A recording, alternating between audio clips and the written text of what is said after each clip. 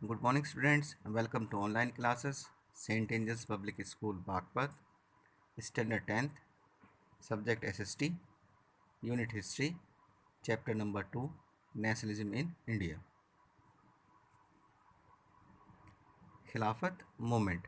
The First World War ended with the defeat of Ottoman Turkey. जो पहला विश्व युद्ध हुआ उस विश्व युद्ध में ऑटोमन टर्की की हार हुई. There were rumors that a harsh peace treaty was going to be imposed on the Ottoman Emperor, the spiritual head of the Islam world. इस हार के बाद एक अफवाह फैली कि ऑटोमन एम्पायर पर एक बहुत ही सख्त शांति संधि थोपी जाने वाली है. ये जो ऑटोमन टर्की का शासक था, राजा था, ये इस्लामिक वर्ल्ड का एक आध्यात्मिक गुरु भी था. The sultan was deprived of real authority even over those territory which were left under his control. ये भी माना जा रहा था कि जो टर्की का सुल्तान है उसके अंडर में, उसके शासन में जितने भी इलाके थे वो सब उसके कंट्रोल से छीन ले जाएंगे. This angered the Muslims in India. तो टर्की के सुल्तान के साथ जो कुछ होने जा रहा था उसको लेकर भारत के जो मुसलमान हैं वो काफ़ी नाराज़ थे. A Khilafat committee was form to champion the cause of the Khalifa of Turkey. तो भारत में एक खिलाफत कमेटी का गठन किया गया और इस खिलाफत कमेटी का उद्देश्य था टर्की का जो खलीफा है, जो राजा है, जो सुल्तान है, उसके हितों की सुरक्षा करना. Ali brothers Mohammad Ali and Shaukat Ali were the leading lights in the campaign.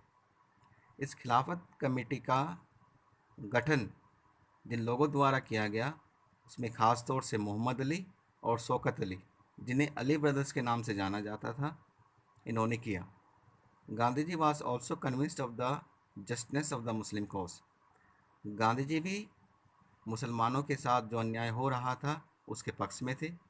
वो चाहते थे कि जो मुसलमान मांग रख रहे हैं और चाहते हैं कि सुल्तान, जो टर्की का सुल्तान है, उसे गद्दी से ना हटाया जाए, तो गांधी जी भी उनका साथ देने के लिए तैयार थे. He saw in it an opportunity of uniting the Hindus and the Muslim. Gandhi ji को एक अवसर नज़र आ रहा था जिसके तहत वो भारत में हिंदू और मुसलमानों को एक कर सकते थे. He advised the Khilafat committee to adopt a policy of non cooperation with the government. Gandhi ji ने खिलाफत कमेटी को एक सलाह दी कि वो अंग्रेज सरकार के खिलाफ असहयोग नीति अपनाए. This non cooperation campaign started on August 1 1920. और ये असहयोग कैंपेन 1 अगस्त 1920 को शुरू हुआ. At the Kolkata session of the Congress in September 1920 he convinced other leader of the need to start a non-cooperation movement in support of Khilafat as well as for Swaraj. 1920 में कोलकाता में कांग्रेस की meeting हुई जहां पर गांधी जी ने कांग्रेस के बाकी सभी नेताओं को इस बात के लिए तैयार कर लिया कि देश में एक असहयोग आंदोलन चलाया जाना चाहिए और जो खिलाफत आंदोलन मुस्लिम लोगों ने चला रखा है उसमें उनका साथ देना चाहिए. ये आंदोलन स्वराज के लिए भी होगा.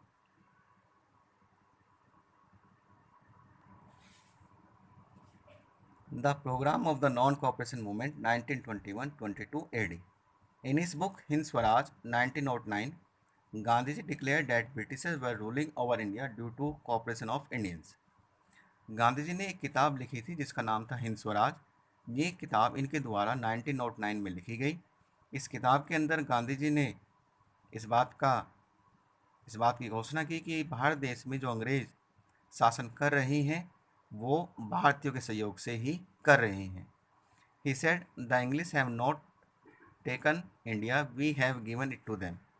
उन्होंने अपनी इस पुस्तक में कहा कि अंग्रेज़ों ने हमसे इंडिया लिया नहीं है, ये हम लोग हैं जिन्होंने अंग्रेज़ों को भारत देश दिया है. They are not in India because of their strength but because we keep them. उन्होंने इस बात का भी जिक्र किया कि अंग्रेज़ लोग भारत में अपनी ताकत की वजह से नहीं हैं बल्कि इसलिए हैं क्योंकि हमने उन्हें यहाँ पर रहने दिया है. He also declared that if Indian refused to cooperate, the British rule in India would collapse. Gandhi ji ने इस बात की भी घोषणा की कि अगर भारतीय लोग अंग्रेज़ों का सपोर्ट करना, उनका सहयोग करना बंद कर दें तो अंग्रेज़ सरकार भारत में ज़्यादा दिनों तक नहीं टिक पाएगी और उनका शासन यहाँ पर गिर जाएगा। विद इन ए ईयर और so he decided to launch the non cooperation movement. तो इसी वजह से गांधी जी ने एक असहयोग आंदोलन देश में चलाने के बारे में सोचा। दो many of the Congress leader were against such movement but finally at the Congress session at हालांकि बहुत सारे कांग्रेस नेता इसके विरोध में थे, लेकिन Congress session Nagpur in December 1920 a compromise was work out and non cooperation was adopted. दिसंबर 1920 में नागपुर में जो कांग्रेस सेशन हुआ उसमें इस बात पर सहमति बनी कि नॉन कोऑपरेशन मूवमेंट असहयोग आंदोलन देश में चलाया जाए। A non cooperation had to aspect, that is one relating to struggle and other relating to norms of conduct and constructive work. Gandhi proposed that the movement should unfold in following stages. Gandhi ji ने non cooperation movement को लेकर कुछ योजना बना रखी है। उनके हिसाब से ये आंदोलन फॉलोइंग स्टेजेस में शुरू होना था। Surrender of titles and honours and honorary post.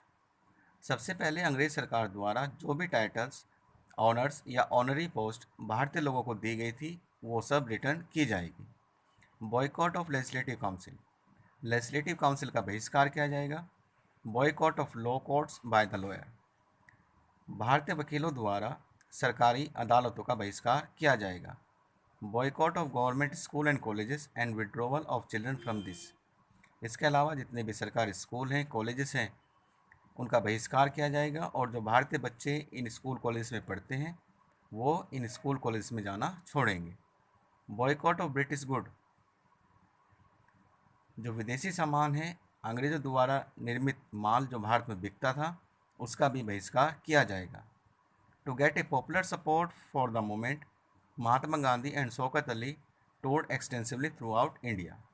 इस असहयोग आंदोलन में भारत के लोग बढ़ चढ़कर हिस्सा लें, साथ दें, इसलिए महात्मा गांधी और शौकत अली भारत में जगह जगह घूमे, लोगों से मिले ताकि उनका सहयोग ज़्यादा से ज़्यादा आंदोलन में मिल सके।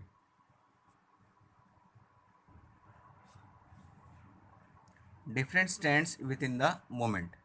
The non cooperation Khilafat movement was launched by Gandhi ji and Ali brothers in January 1921। असहयोग और खिलाफत आंदोलन गांधी जी और अली ब्रदर्स द्वारा जनवरी 1921 में शुरू किया गया। Various social groups participated in the movement for Swaraj.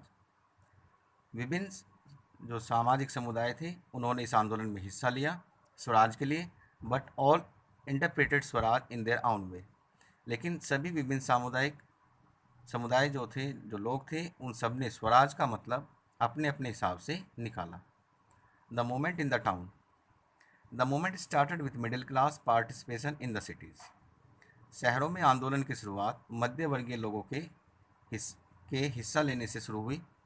Thousand of students left government controlled school and colleges. हजारों की संख्या में विद्यार्थियों ने सरकारी स्कूल और कॉलेजेस में जाना छोड़ दिया। Headmasters and teachers resigned. Headmaster और अध्यापकों ने इस्तीफे दे दिए। And lawyers gave up their legal practices. इतना ही नहीं, वकीलों ने अपनी वकालत भी छोड़ दी। The council election were boycotted in most provinces except Madras where the election was contested by the Justice Party. जो काउंसिल इलेक्शन कराए जा रहे थे उनका भी बहिष्कार किया गया। मद्रास प्रोविंस को छोड़कर यहाँ पर इलेक्शन में जिस पार्टी ने हिस्सा लिया उस पार्टी का नाम था जस्टिस पार्टी और ये पार्टी नॉन ब्राह्मण लोगों की थी। The party felt that entering this council was one way of gaining some power. इस जस्टिस पार्टी का ये मानना था कि काउंसिल में चुनाव में हिस्सा लेकर काउंसिल का हिस्सा बनना एक तरीका है जिस रास्ते पर चलकर वो कुछ पावर हासिल कर सकते हैं। समथिंग दैट यूजुअली ओनली ब्राह्मण हैड एन एक्सेस टू। ये लेजिस्लेटिव काउंसिल में पावर हासिल करना नॉन ब्राह्मण लोगों के हित में, अधिकार में नहीं था। ये पावर हासिल करना महज जो ब्राह्मण समुदाय के लोग हैं उन्हीं के अधिकार में था। तो जस्टिस पार्टी चाहती थी कि वो चुनाव में हिस्सा ले और पावर हासिल करे। We will discuss the chapter further in next online class. Till then, stay connected. Have a nice day. Thank you.